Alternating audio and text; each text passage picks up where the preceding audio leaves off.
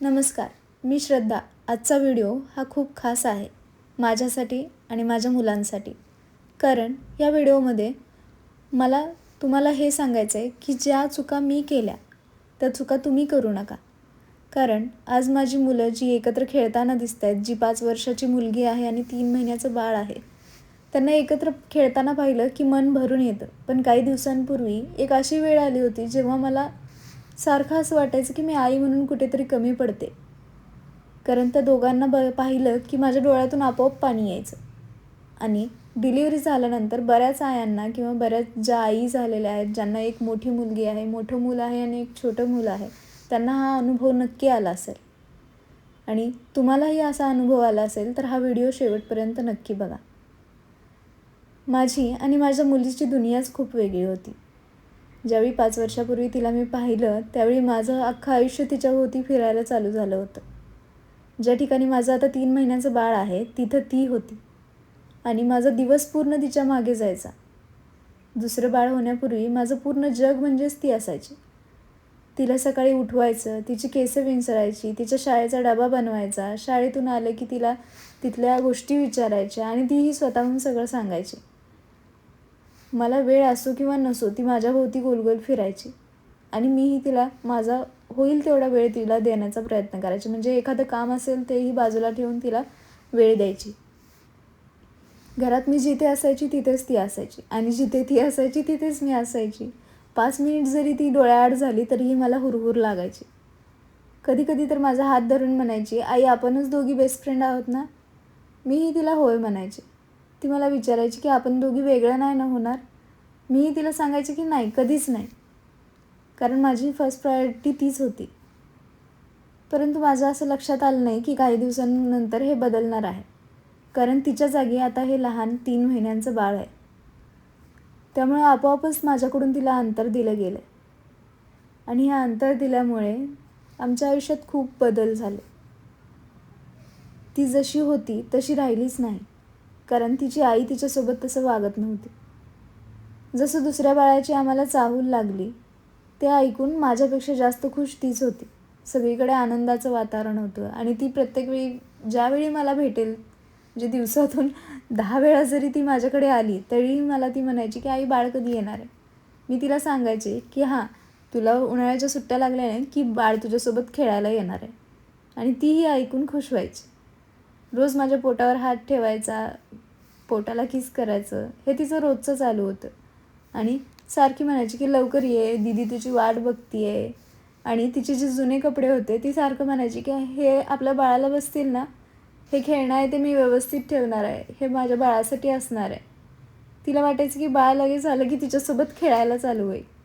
म्हणजे लगेचच ती खेळते तेच ते खेळणं खेळेल. तिच्या या निरागस आनंदाकडे बघून ना मी खूप खुश व्हायचे. मन भरून यायचं.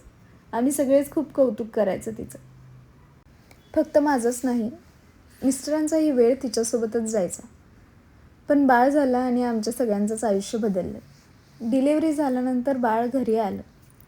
घरी आलं की घरही आनंदाने भरून गेलं. पण माझं आयुष्य पूर्ण बदललं.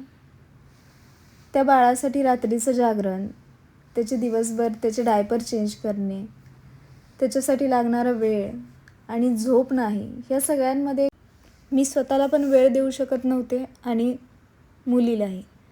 त्यामुळे तिची खूप चिडचिड व्हायला चालू झाली.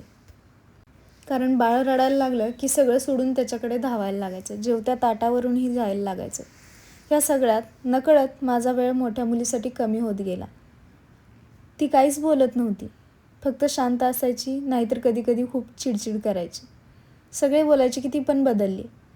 ती ऐकत नाही आहे, ती सांगितलेल्या गोष्टी करत नाही आहे, चिडचिड करते, हट्टी होते. पण मला माहीत होतं की ही चूक तिची नाही, ही चूक आहे ती माझी. कारण तिच्यासाठी मला वेळ देता येत नव्हता. कधी ती माझ्या शेजारी येऊन बसली तरीही माझी मनस्थिती नसायची की मी तिला गोड बोलून जवळ घेईल. कारण ती अशा प्रकारची मुलगी आहे की तिला जवळ घेऊन गोड बोलून सांगितलं तरी ऐकते, परंतु मारून सांगितलं की जास्तच करते. आणि ही चूक माझी आहे हे मी मान्य करत होते. कारण ती एवढी हट्टी नव्हती आणि मला समजलंच नाही की माझ्याकडून कमी वेळ दिला गेला की ती इतकी हट्टी होईल. ती प्रत्येक वेळी माझ्याकडे पाहायची ना, त्यावेळी मला ज्याची जाणीव व्हायची की तिला तिची आई पाहिजे. एक दिवस मी बाळाला झोपवत होते, तर ती मला म्हणाली की आई, मलाही तुझ्या मांडीवर झोपायचं आहे. पहिले तर मी ओरडून तिला बोलले की तू काय आता लहान आहेस का? मोठी झाली आहेस, दीदी आहेस तू, आता बाळ मांडीवर झोपणार, तू काही छोटी नाही आहेस माझ्या मांडीवर बसायला. पण थोड्या वेळानं माझ्या लक्षात आलं की मी किती चुकते ते. आणि त्या दिवशी मी स्वतःला एक वचन दिलं की रोज थोडा वेळ फक्त तिच्यासाठी ठेवायचं, फक्त तिलाच बोलायचं, तिच्यासोबत खेळायचं, तिला मिठी मारायची आणि रोज सांगायचं की तू माझ्यासाठी खास आहेस, बाळापेक्षाही जास्त खास आहेस, कारण तूच आहेस जिने मला पहिल्यांदा आई बनवलं. माझं पूर्ण जग तू आहेस. आणि हळूहळू सगळं बदलायला लागलं. तिच्यासाठी मी जेवढा वेळ देत गेले तेवढी ती लवकर बरी होत गेली आणि लवकर बाळावर प्रेम करायला लागली. ती बाळावर प्रेम करायची नाही असं नाही, पण तिची चिडचिड वाढल्यामुळे तिला असं वाटायचं की हा दादा नको आहे मला, या दादाला माघारी देऊन ये, अशी ती बोलायची. कारण तो आल्यापासून तू मला वेळ देत नाही आहे, तू माझा लाड करत नाही आहे, अशा सगळ्या गोष्टी ती बोलायला लागली. आता तो रडायला लागला की लगेचच धावत येते. मी बाहेर कुठे चालले असले किंवा जेवत असले की ती बाळाला लक्ष देते. ती म्हणते की मी दादाला लक्ष देते, तू जेवण कर. तो रडायला लागला तर मी त्याला घेते, असं ती बोलते. आणि मलाही तुम्हाला हेच सांगायचं आहे की जी गोष्ट मी केली ती तुम्ही करू नका. आपल्या मोठ्या बाळाला आपली खूप गरज आहे. लहान बाळाला अजून समजत नाही की आई कोण आहे, पण तिला नक्की समजतं. म्हणून तिच्यावर चिडचिड न करता तिच्यासोबत वेळ घालवा.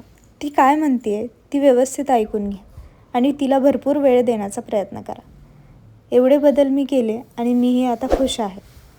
तुम्हीही असे बदल नक्की करा आणि आपला व्हिडिओ आवडला असेल तर चॅनलला सबस्क्राईब नक्की करा आणि पुढचा विषय काय असावा याबद्दल नक्की सांगा. धन्यवाद.